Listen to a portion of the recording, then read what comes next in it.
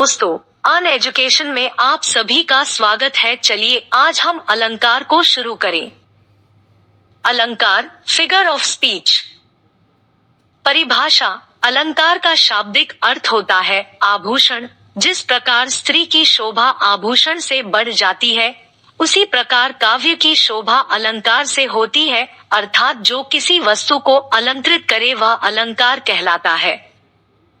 संक्षेप में हम कह सकते हैं, काव्यश्री अर्थात भाषा को शब्दार्थ से सुसज्जित तथा सुंदर बनाने वाले चमत्कार पूर्ण मनोरंजक ढंग को अलंकार कहते हैं।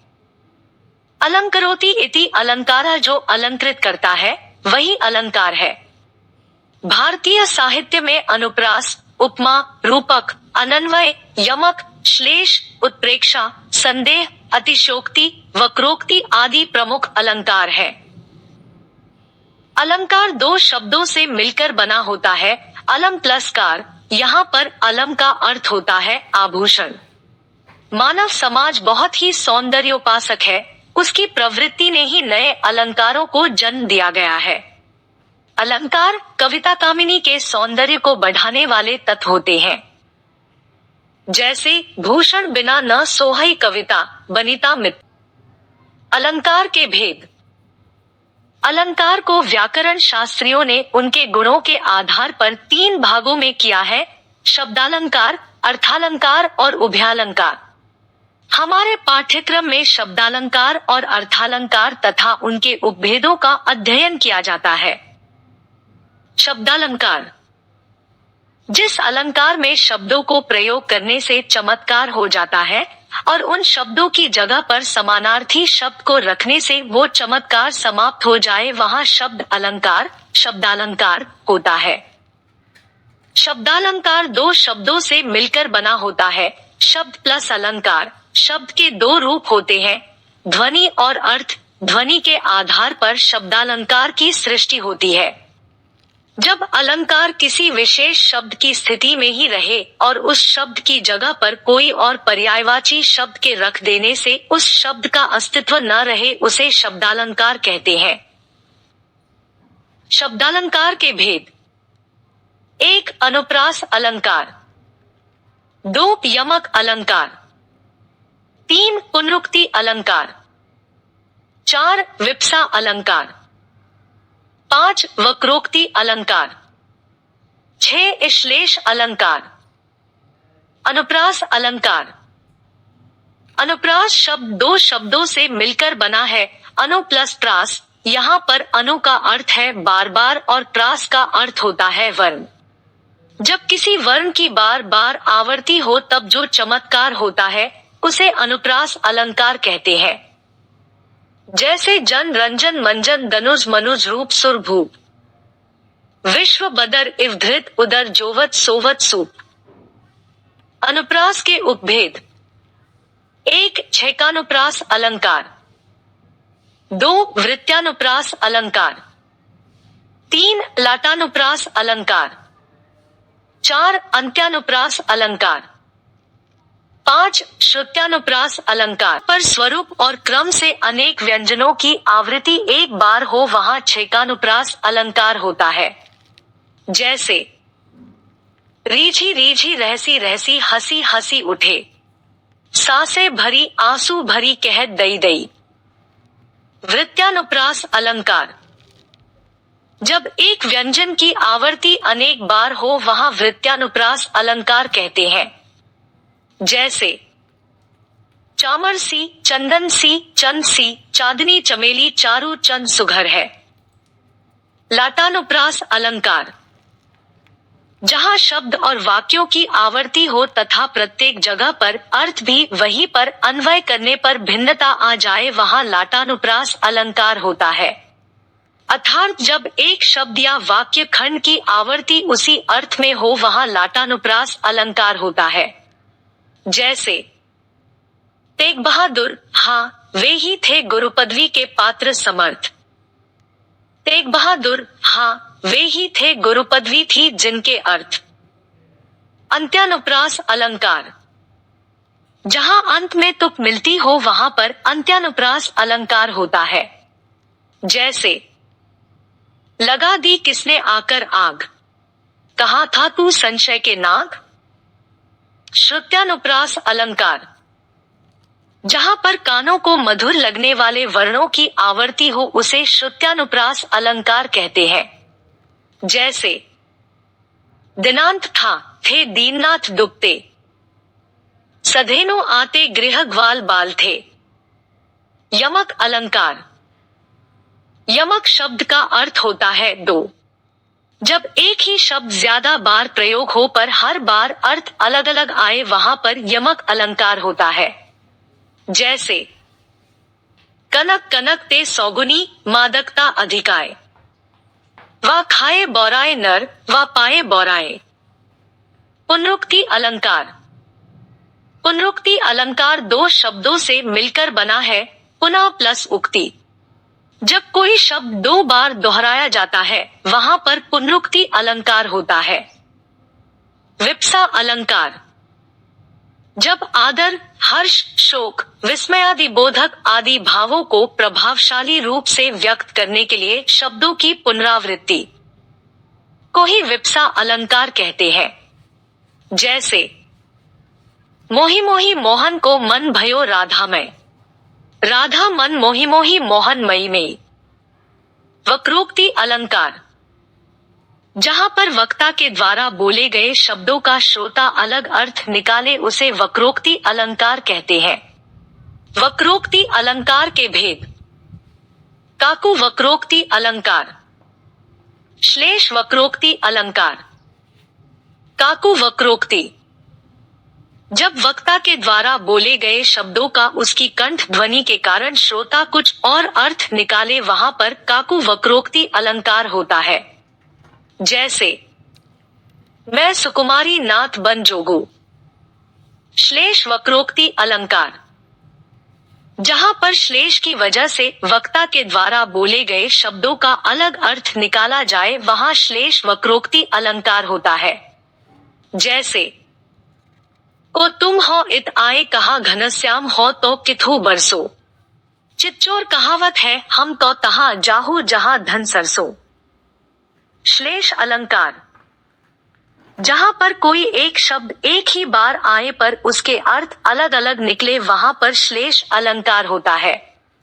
जैसे रहीमन पानी राखिए बिन पानी सब सून, पानी गए न उभरे मोती मानस चून। अर्थालंकार, जहां पर अर्थ के माध्यम से काव्य में चमत्कार होता हो वहां अर्थालंकार होता है। अर्थालंकार के लगभग 27 भेद है किंतु 11 को मुख्य या महत्वपूर्ण का दर्जा दिया गया है। अर्थालंकार के भेद। उपमा अलंकार, रूपक अलंकार, उत्प्रेक्षा अलंकार, अतिशयोक्ति अलंकार, भ्रांतिमान अलंकार, विभावना अलंकार, विशेषोक्ति अलंकार, विरोधाभास अलंकार, मानवीकरण अलंकार, अन्योक्ति अलंकार, संदेह अलंकार इत्यादि। उपमा अलंकार, उपमा शब्द का अर्थ होता है तुलना। जब किसी व्यक्ति या वस्तु की तुलना किसी दूसरे व्यक्ति या वस्तु से की जाए वहां पर उपमा अलंकार होता है। जैसे सागर सा गंभीर हृदय हो, गिरी सा ऊंचा हो जिसका मन। उपमा अलंकार के अंग। उपमा अलंकार के अंग। उपमा अलंकार के 4 अंग होते हैं, उपमेय, उपमान, वाचक शब्द और साधारण धर्म। का अर्थ होता है उपमा देने के योग्य। अगर जिस वस्तु की समानता किसी दूसरी वस्तु से की जाए वहां पर उपमेय होता है। उपमाना उपमेय की उपमा जिससे दी जाती है उसे उपमान कहते हैं, अर्थात उपमेय की जिसके साथ समानता बताई जाती है उसे उपमान कहते हैं। वाचक शब्द जब उपमेय और उपमान में समानता दिखाई जाती है तब जिस शब्द का प्रयोग किया जाता है उसे वाचक शब्द कहते हैं। साधारण धर्म 2 वस्तुओं के बीच समानता दिखाने के लिए जब किसी ऐसे गुण या धर्म की मदद ली जाती है जो दोनों में वर्तमान स्थिति में हो उसी गुण या धर्म को साधारण धर्म कहते हैं। उपमा अलंकार के भेद। 1. पूर्णोपमा अलंकार। 2. लुप्तोपमा अलंकार। पूर्णोपमा अलंकार। इसमें उपमा के सभी अंग होते हैं। उपमेय, उपमान, वाचक शब्द, साधारण धर्म आदि अंग होते हैं। वहां पर पूर्णोपमा अलंकार होता है। जैसे सागर सा गंभीर हृदय हो, गिरी सा ऊंचा हो जिसका मन। लुप्तोपमा अलंकार। इसमें उपमा के चारों अंगों में से यदि एक या दो का या फिर तीन का न होना पाया जाए वहां पर लुप्तोपमा अलंकार होता। जैसे कल्पना सी अतिशय कोमल।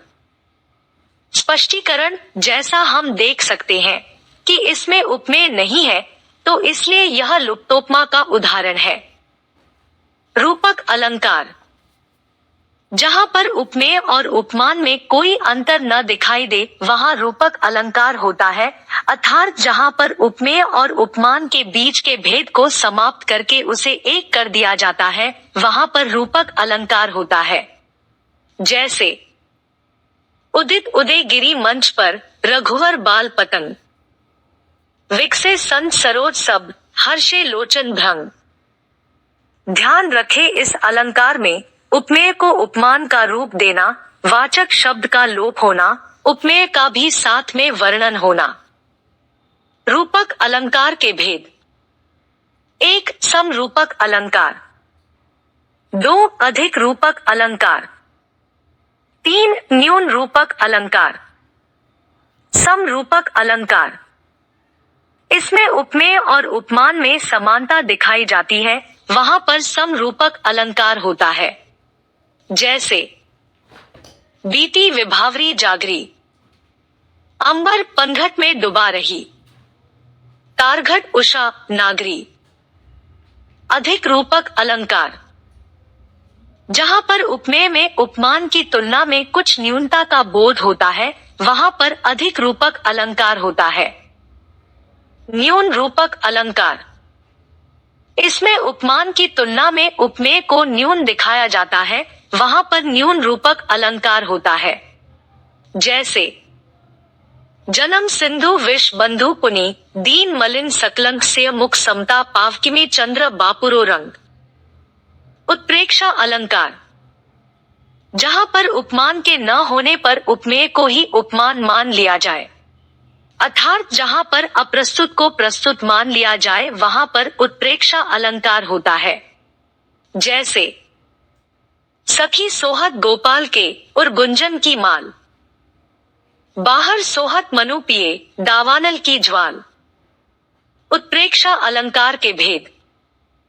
वस्तुप्रेक्षा अलंकार। हेतुप्रेक्षा अलंकार। फलोप्रेक्षा अलंकार। वस्तुप्रेक्षा अलंकार। जहां पर प्रस्तुत में अप्रस्तुत की संभावना दिखाई जाए वहां पर वस्तुप्रेक्षा अलंकार होता है। जैसे सखी सोहत गोपाल के, और गुंजन की माल। बाहर लसत मनो पिए, दावानल की ज्वाल। हेतुप्रेक्षा अलंकार।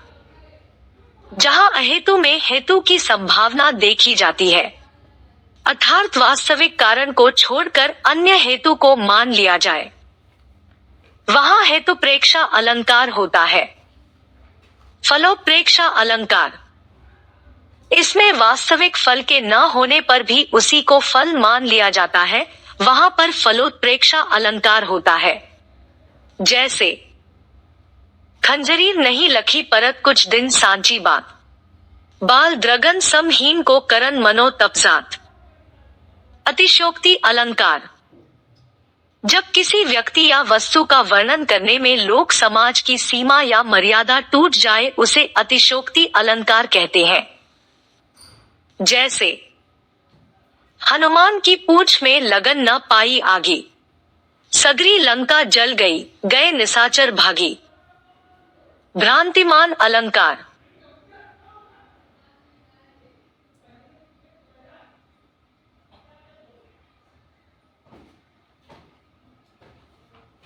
जब उपमेय में उपमान के होने का भ्रम हो जाए वहाँ पर भ्रांतिमान अलंकार होता है, अर्थात जहाँ उपमान और उपमेय दोनों को एक साथ देखने पर उपमान का निश्चयात्मक भ्रम हो जाए, मतलब जहाँ एक वस्तु को देखने पर दूसरी वस्तु का भ्रम हो जाए वहाँ भ्रांतिमान अलंकार होता है। यह अलंकार उभयालंकार का भी अंग माना जाता है। जैसे पाए महावर देन को नाइन बैठी आए, फिरी फिरी जानी महावरी एड़ी भीड़त जाए। विभावना अलंकार, जहाँ पर कारण के न होते हुए भी कार्य का हुआ जाना पाया जाए वहाँ पर विभावना अलंकार होता है। जैसे बिनु पग चले सुने बिनु काना, कर बिनु कर्म करे विधि नाना। आनंद रहित सकल रस भोगी, बिनु वाणी वक्ता बड़ जोगी। विशेषोक्ति अलंकार, काव्य में जहाँ कार्य सिद्धि के समस्त कारणों के विद्यमान रहते हुए भी कार्य न हो वहाँ पर विशेषोक्ति अलंकार होता है। जैसे नेह न नैनन को कछु उपजी बड़ी बलाए, नीर भरे नित प्रति रहें तौ न प्यास बुझाई। विरोधाभास अलंकार, जब किसी वस्तु का वर्णन करने पर विरोध न होते हुए भी विरोध का आभास हो वहाँ पर विरोधाभास अलंकार होता है। जैसे आग हो जिससे दुलकते बिंदु हिमजल के, शून्य हो जिसमें बिछे हैं पावड़े पलके। मानवीकरण अलंकार,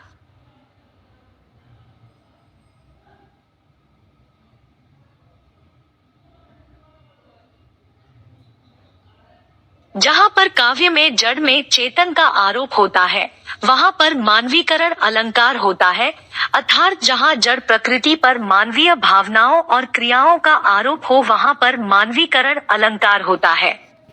जैसे बीती विभावरी जागरी, अंबर पनघट में डुबो रही तारा घट उषा नगरी। अन्योक्ति अलंकार, जहाँ पर किसी उक्ति के माध्यम से किसी अन्य को कोई बात कही जाए वहाँ पर अन्योक्ति अलंकार होता है। जैसे फूलों के आसपास रहते हैं फिर भी कांटे उदास रहते हैं। संदेह अलंकार, जब उपमेय और उपमान में समता देखकर यह निश्चय नहीं हो पाता कि उपमान वास्तव में उपमेय है या नहीं, जब यह दुविधा बनती है तब संदेह अलंकार होता है, अर्थात जहाँ पर किसी व्यक्ति या वस्तु को देखकर संशय बना रहे वहाँ संदेह अलंकार होता है। यह अलंकार उभयालंकार का भी एक अंग है। जैसे यह काया है या शेष उसी की छाया, क्षण भर उनकी कुछ नहीं समझ में आया। ध्यान रखे इस अलंकार में विषय का अनिश्चित ज्ञान, यह अनिश्चित समानता पर निर्भर हो, अनिश्चय का चमत्कार पूर्ण वर्णन हो।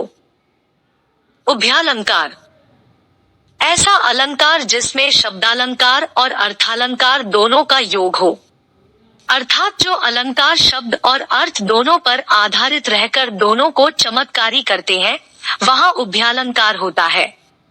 जैसे कजरारी अंकियन में कजरारी न लखाए, इस अलंकार में शब्द और अर्थ दोनों है। उभयालंकार के भेद, संसृष्टि combination of figures of speech, संकर fusion of figures of speech.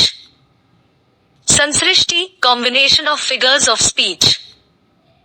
तिलतंडुल न्याय से परस्पर निरपेक्ष अनेक अलंकारों की स्थिति संसृष्टि अलंकार है।